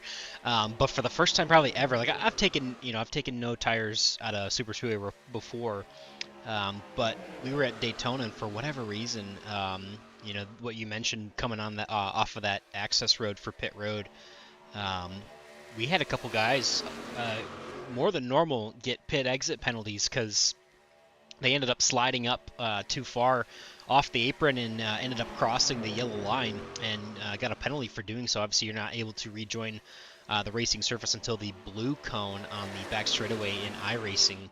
So, but yeah, it makes a huge difference if you can take right side tires, especially, but if you can at least take lefts, the amount of speed that you can carry, especially here with it being a flat apron, the amount of speed that you can carry makes such a big difference on that outlap just after pit stops. Yeah, and that's 100% is just like you said, you can carry so much more speed with those fresh tires, like I said, lefts or rights. And that's where you just got to be careful, where sometimes, again, we talk about right side tires will loosen the truck up, and so that's where maybe that comes into play a little bit too. So, but yeah, like you said, we're going to start 63. So we're nearing that window like you talked about, Boomer. So we'll have to kind of see who's going to be that group that blinks first. And like you said too, yeah, it's going to be a lap difference at most. And then it's just going to be basically the team execution. So you got what is it, three over on the Bootknocker side, 2 on Roswell, and then 4 now on the TW side of things. So right now, let's say number wise, it's going to be between Bud and Jack Wells that are going to have to make sure. I think everybody's going to pit with a group of guys. I don't think you're going to see 2 of them go by yourself, like you said, because I think the most we'll see offset is 1 lap. Yeah, that should help, but I think that'll keep most of this pack together. That we have seen pretty much on every green flag pit cycle, we've seen somebody lose the draft at some point, and definitely not going to be one that you want to do that on this time. And it looks like we're going to go at least 1 more lap, everybody. So pretty much, I think the fuel window is now going to be open to the end once they come around next time by. Yeah, and that's where it's always fun to see is like you said, it's still probably a small window, but it's always also then that gamble with the smaller field. All right, do we just bank on this thing going to the scheduled distance? Don't even worry about the green-white checkered.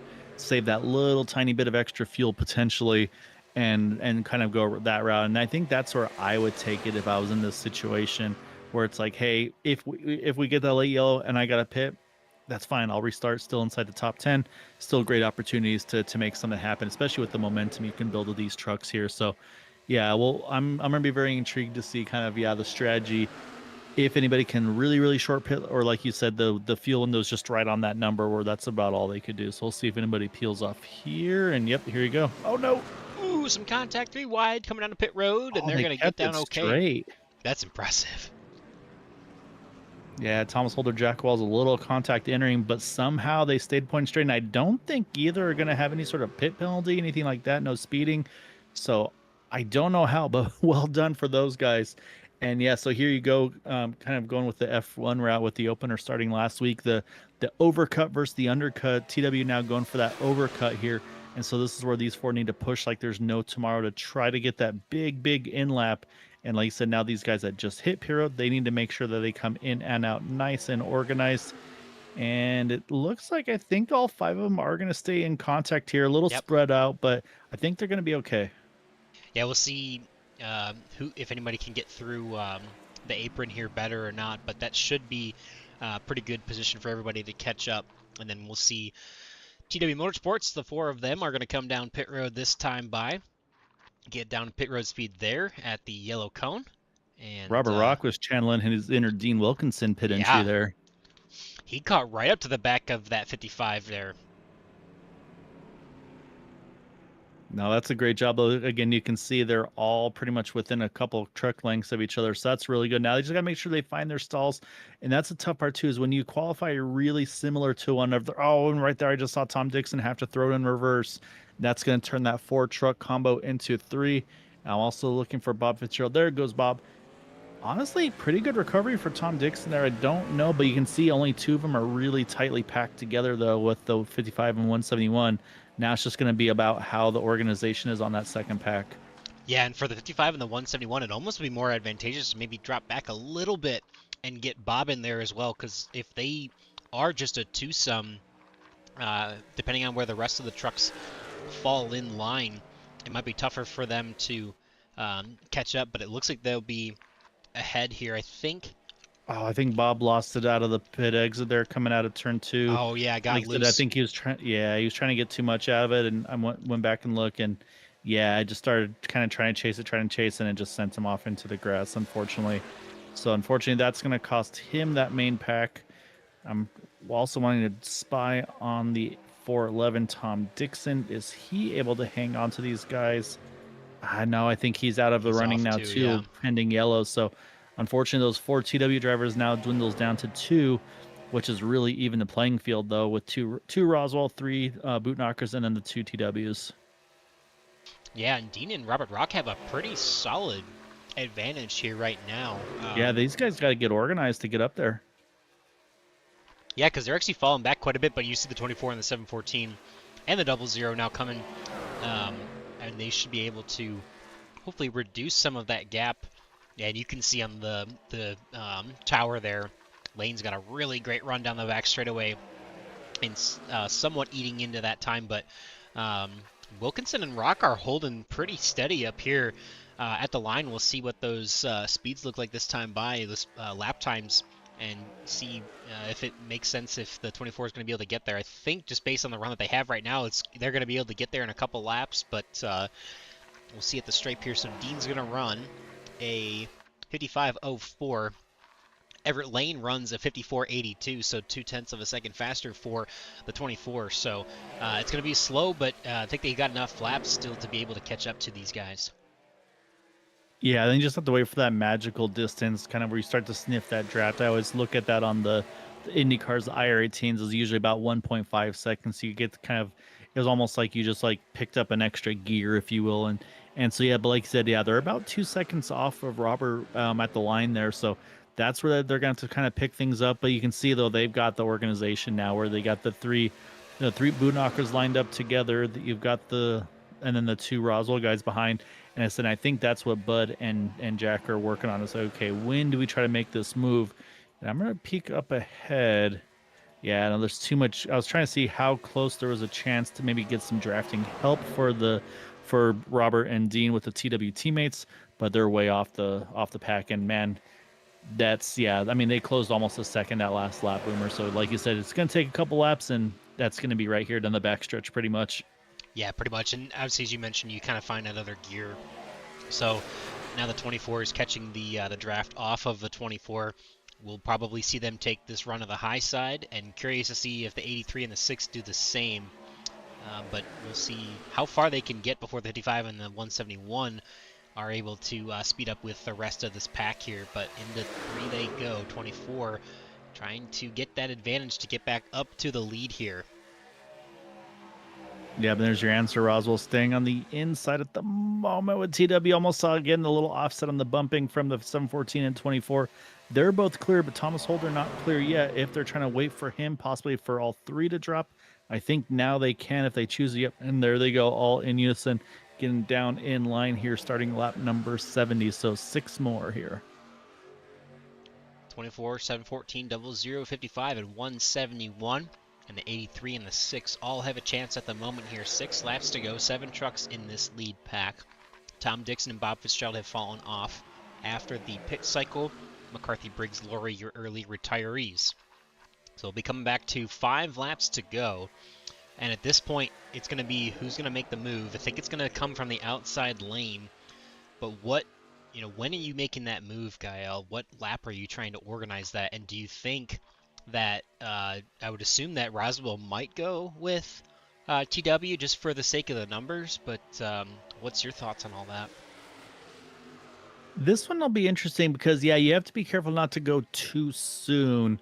And so I think full organization would almost be actually if you can get that momentum coming out of 4, coming to the checkered, that may be a really good time to do it. But again, though, like you said, though, they have numbers, so that's the other hard part is that you try to make that move. If one of them tries to slow your momentum, that might be all it takes to break it up. So this is a tough one to decide when you want to pull that out there. But yeah, again, it's not a huge field, so you don't really worry about bringing everybody else into it per se. But there is always that thought about, okay, hey, if we at least wait till the white, we know then that won't bring anybody else in. So yeah, maybe we see it where coming to the white, maybe we see that move happen, or just wait till the momentum shifts. And right there, you saw a little bit of a hiccup there, and that separated. Oh, I think Jack was ready. Jack wanted to push there. But yeah, so I think now's the answer for the 83 and 6. They want to try to get some of that momentum back. And with that separation from the 00 to his teammates, this is really going to build a big head of steam, I feel like, for Jack and Bud here. Yeah, they're going to all get there about the same time together on the back straightaway. But Jack might have a chance to move to the bottom here, but obviously he's going to want to keep the 6 in line there, as 55 is going to get back to single file here. So a bit of a hiccup at the front and a hesitation for the TW Motorsports guys. That puts the Roswell Motorsports drivers just ahead of them here. And unfortunately for the rest of them, Bootnock is now organized once again 1, 2, 3 at the front here. Yeah, so and I think it's interesting there was the Bootnocker guys actually didn't choose to protect the inside. They all decided now they've actually moved up a little bit, and That sounds odd, but that's not maybe the worst thing for Roswell, just because again, the way this track is, even on the straightaways, there's some pretty heavy banking. So what you can do here is if they can get that good run out of 2 or out of 4, kind of drop down, use basically get the run and then use that banking to almost use gravity, if you will, to kind of pull you a little bit closer to them a little faster. Yeah. And so that might be something we see as well. But again, we'll be coming around, I believe, 3 to go again. Oh, a little bit of offset from the boot knockers. They get back in line there. But that's going to be the thing, I think, is just trying to stay uptight without any mistakes. It's so hard to do here, though. Yeah, it'll be 2 to go when they cross the stripe, and it looks like no one's trying to make the move yet, so there's still some patience. Single file for now. But yeah, 3 I boot also knockers worry lined about the engine. Sorry for stepping on you there. I worry about the engine of Doug Webb. He's been pushing pretty tight on Everett for a while now. He's got to watch those temps as well. Yeah, I think, I mean, obviously we've seen these trucks get closer to blowing up, more with the, well, the previous update that we saw in iRacing 13 or so weeks ago. But yeah, I mean, he's been pretty tucked up there. I mean, obviously by now they have a pretty good idea of what they can and cannot do, and it looks like the TW Motorsports guys are going to try and jump to the bottom here, and Jack Wall says, no, I'm going to try and cover that there, and they're going to try to get to the bottom here, and it looks like they're inside of the 00 here, so it's going to be coming to the white flag. Roswell Motorsports on the inside, the 3 boot knockers on the outside, and it looks like TW is going to go with Roswell for now. Man, great momentum, though. Shift on that outside line. They got the speed. They got locked on together. And so this is good, though, what Jack did. Bud's going to have to stay tight to him here because I say Jack's going to try to steal that draft, pull up a little closer. So, like I said, they got to the white. Now he's actually going to peek to the outside of the 00 here. That's going to separate them. This is a good opportunity for them to kind of use this separation. You see Dean's there, too. So watch. Jack's going to decide, okay, what lane are those two going to go? And make a decisive decision. Oh, the 55 around. 83 in the 6. They've got momentum. They're going to go to the inside. They're inside of the 714, heading into 3 and 4, excuse me, on the last lap here. 83 of Jack Walls is going to surge ahead through turns 3 and 4. Does he go to the top to protect the run? The 6 is a little disconnected there. The 24 is going to have a run on the outside. He's back to the lead. Is it going to be enough? I don't think so. It's going to be Everett Lane. Yeah, no, great pushing there by Doug Webb there. He stayed completely locked on to Everett all the way through there. Bud just couldn't quite hold on to Jack all the way through to the end. But yeah, no, I mean, a great job. You saw them work that outside line at some point. They liked what they had there.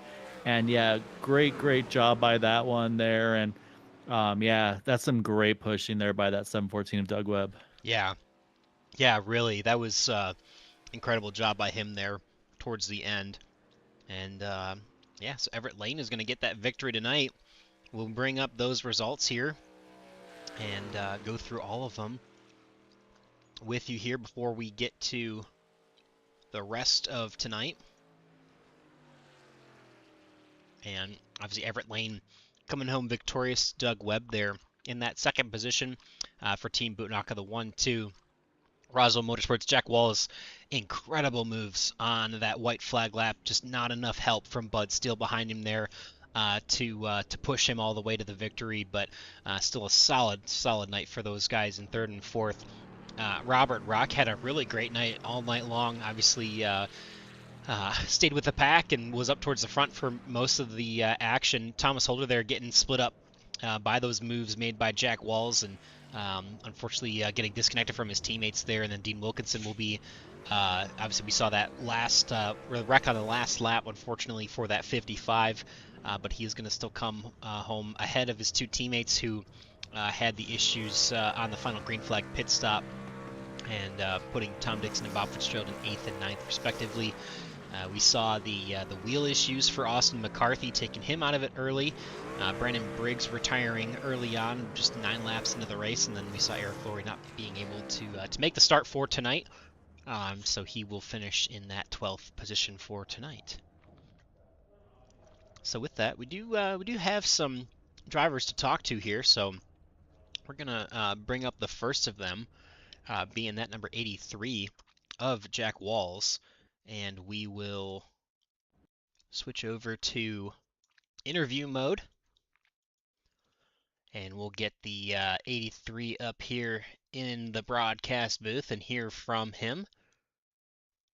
And yeah, Jack Walls coming home in P3. A solid effort there on those final couple laps to try and get that win.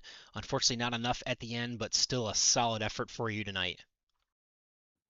Yeah, I thought we might have them there, but Bud and I got separated, and those two guys stayed together. So it is what it is. Wish we had more guys racing tonight, though. That was a little disappointing, and sorry about that. Yeah, no And worries. oh yeah, and of course it was a tough race without our partner Jim Brooks. I miss him dearly, and so sad that he's not here.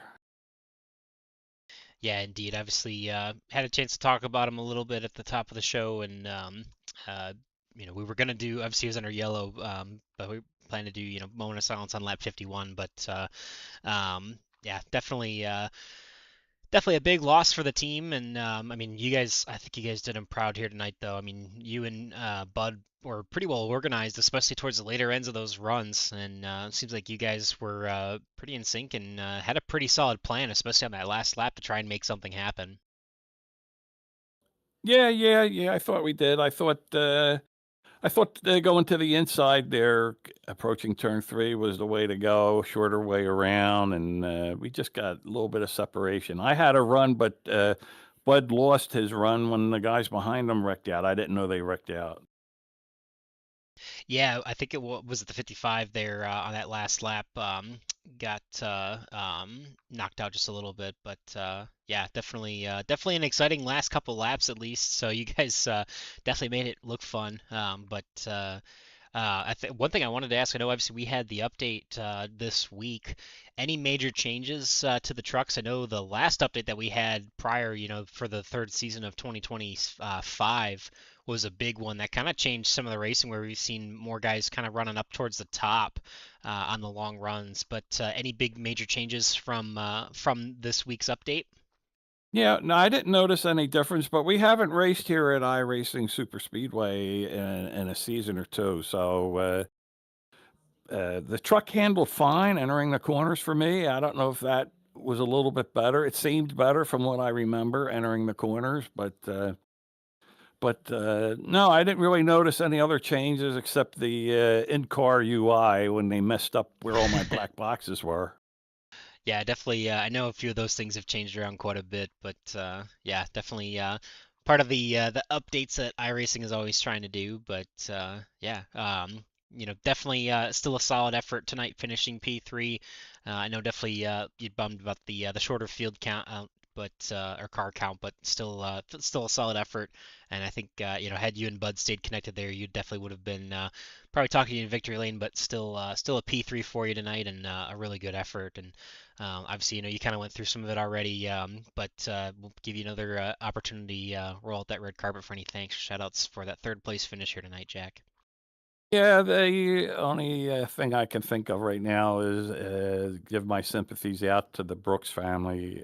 I know it's a loss. You know how much of a loss it is to lose your father, and that's a tough thing. And my heart goes out to those guys, Gael and Koabi, and the rest of their family. I just hope the best for them in the future. Yeah, definitely the family in our hearts and on our minds for sure this week, and appreciate that, Jack, and congratulations once again for that P3 tonight. Okay, thank you. Have a good night. You as well, thank you.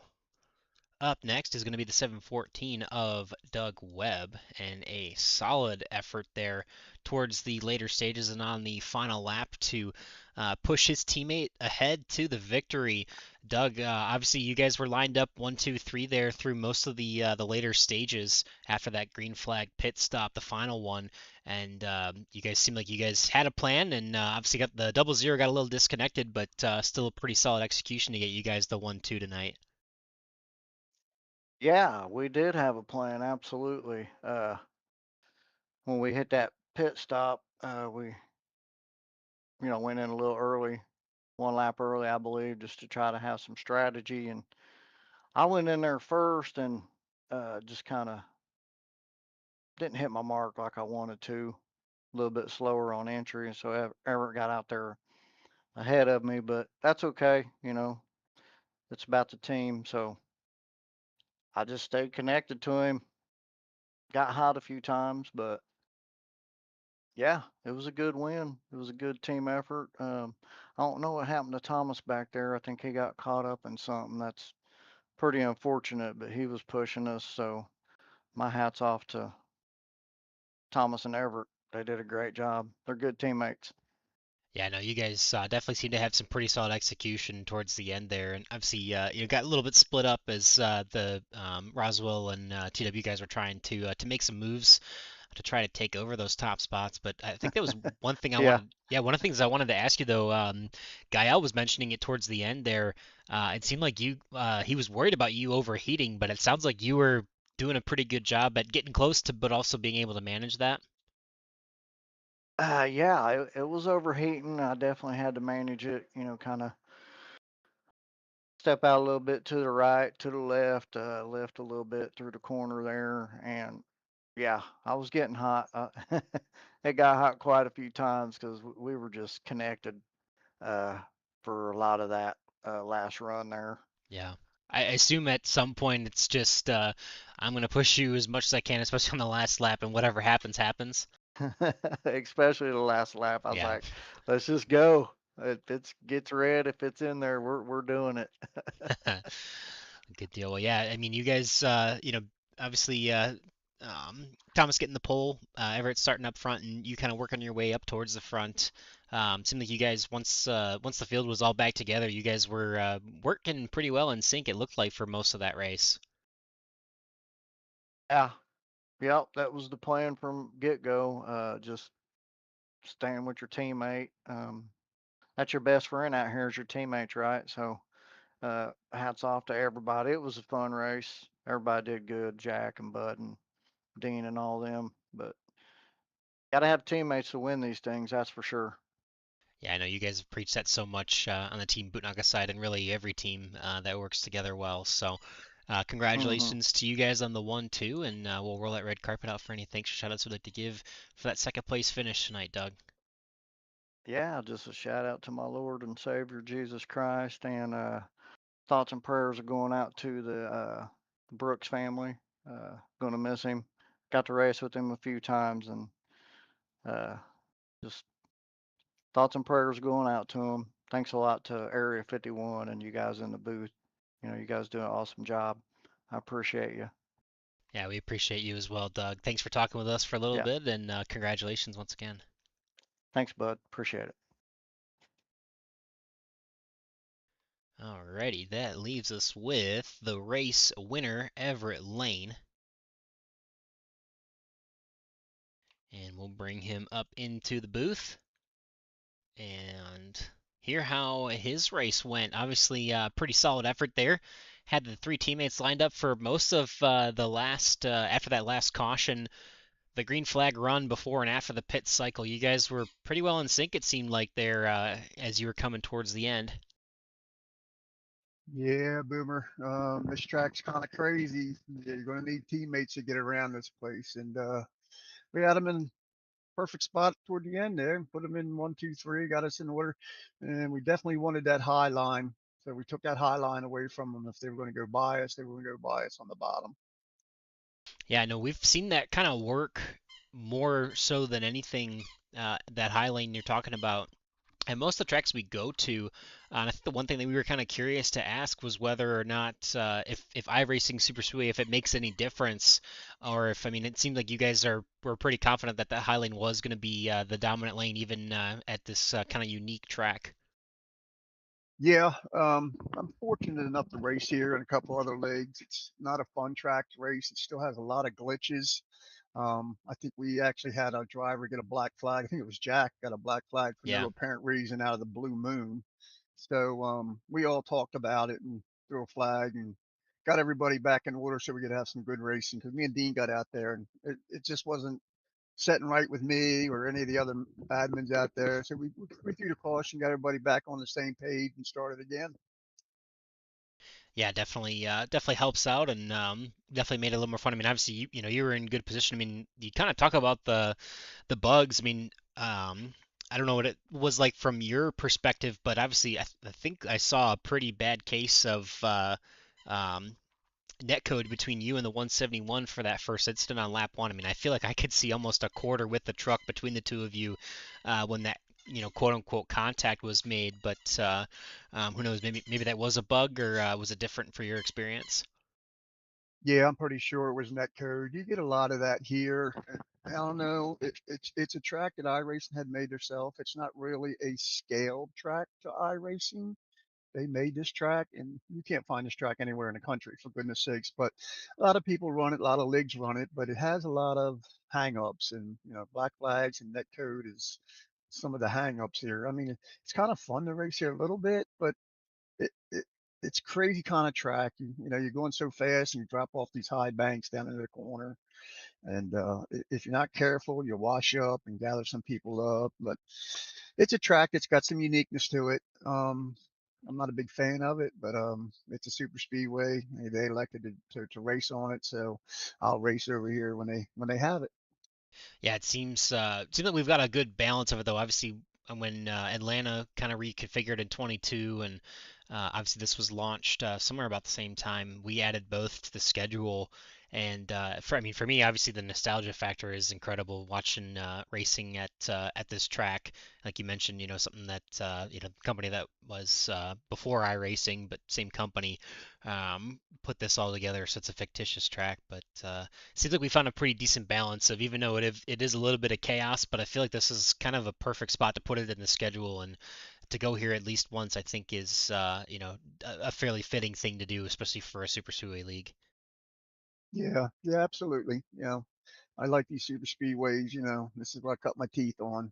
I'm not that great at the short tracks. I struggle on some mile and a halves here and there, but I enjoy racing the mile and a halves, and got it able to get it done tonight for the first time this season. And if going to get it done anywhere, might as well get it done here. Yeah, definitely always feels good to get back to victory lane when you can, and yeah. Well, we'll give you a chance now. We'll roll that red carpet for any thanks or shout outs you'd like to give for that victory here tonight. Yeah, first big shout out is to Jim Brooks. We're going to miss Jim Brooks a lot. I want to throw my prayers out to him and his family, Gael, and all that family over there. We're going to miss him, and I'll dedicate this win to him. He meant a lot to Area 51 over here, done a lot for Area 51, so we're going to miss him. I want to thank my teammates. Couldn't have done it without my teammates, Doug and Thomas, tonight. And the broadcast up there that you do, and all the admins over here at Area 51. Yeah, I think if the math is mathing, I believe this is win number 8 for you on the Super Speedways here in Area 51. So congratulations, and hope you get a chance to enjoy it a little bit here. Yeah, thank you. Got a long way to go to catch up to Cody and that group. It's a good night. Get some points. They weren't here tonight, so we took advantage of that. We didn't see them in the lineup tonight, so we were like, well, we got a chance to make some points up tonight, and we got to do that. So we'll take advantage of things when we can.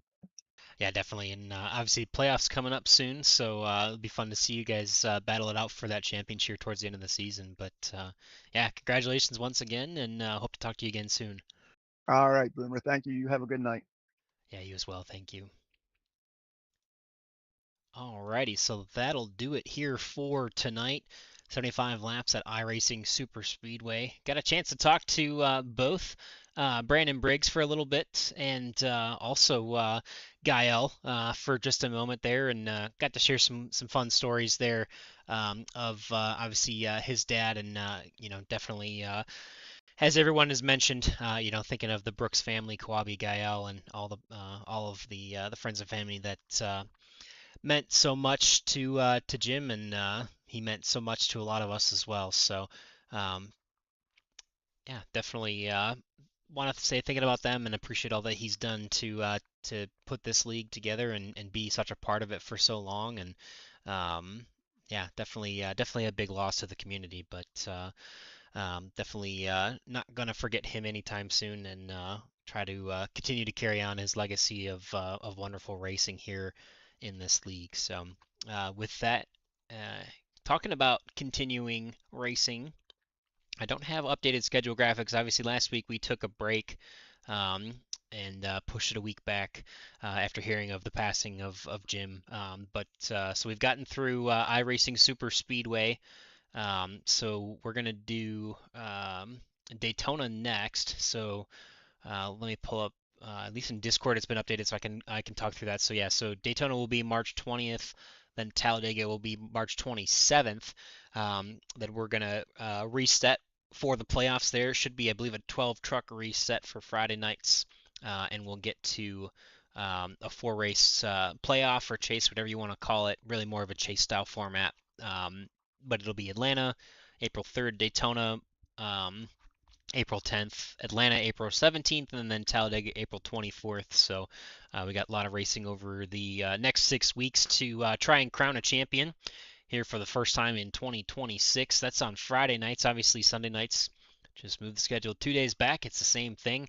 So we'll be at iRacing Superspeedway on the 15th. You will not want to miss that. Definitely one of the more action-packed moments of the season, typically here at iRacing Superspeedway. March 29th next week we'll be at Daytona, and then Talladega to finish the regular season on March 29th. And same schedule for Friday nights. The playoffs will consist of Atlanta, Daytona, Atlanta, Talladega, wrapping up the season there on April 26th. And looking forward to seeing how all of that plays out. Always had to give out a shout out to our friends over at P1 Broadcasting. They're still rocking the 20th season of IndyCar racing here at Area 51. And looking through their schedule, they had looks like an off week this week and an off week for next week as well. But the following week, March 24th, they'll be back in action at the Daytona Road Course, which is a fun track to race, especially for Indy cars. I think that's going to be a pretty cool event there. So good track to try and get to there for the road course. Iowa's going to be the following week. And then looks like they're going to take a week off before going to Richmond, another week off, and then going to Charlotte. You got Indianapolis, Dover, and then Gateway to finish out their season as that stretches all the way into June. So 6 weeks of action-packed fun here on the super speedways, and we've got 7 more weeks. Yeah, 7 more weeks in the IndyCar series as well. So plenty of fun to be had all the way around. And again, thanks to P1 Broadcasting on YouTube for taking Tuesdays off of our plate, giving us a little bit more, or giving us a little bit less to do here between Gael and myself running the shows here at Area 51. So, yeah, with that, obviously, hug your loved ones a little bit tighter here. Obviously with the passing of Jim, it's always easy to forget, but life can definitely be a very precious thing to have, and want to hug your loved ones a little tighter tonight, knowing that we lost such a good person. But yeah, I think that's just about it for us for tonight. Appreciate everybody coming out, hanging out with us. A couple in the chat. Got to hear from all 3 broadcasters here tonight, so that was fun, and yeah, appreciate everybody that makes everything happen here at Area 51. So take care, and we'll see you guys in the next one. Have a great week.